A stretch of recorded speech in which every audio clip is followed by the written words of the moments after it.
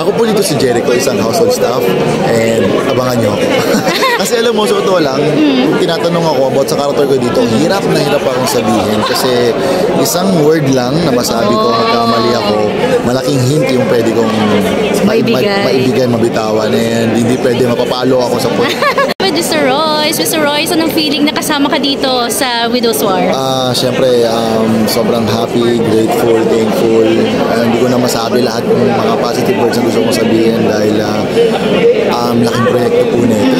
Tapos mga libre yung mga artista pa kasama. Siyempre, award-winning director, Direk Zig. So, super thankful talaga ako na napabilang po. May possibility kaya na killer ka dito?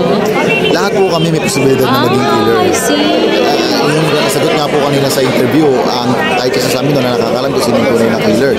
So, kaya nga ingat na ingat po kami sa mga words na binibitawan namin kasi pwedeng magbigay ng hint and pwedeng masabi na kami yung killer. So, maganda, subaybayan po natin. Nakarelate ka ba dito sa character mo? Sa totoong buhay, medyo pag may naalam akong sikreto. Kasi di ba parang marami siyang sikretong malalaman dito. Di ba? Ganun tayo. Lalo pag sa atin ng mga chismis Medyo binabasa natin yung galaw ng bawat taong kasama natin So ako bilang Jericho, ganun ako dito.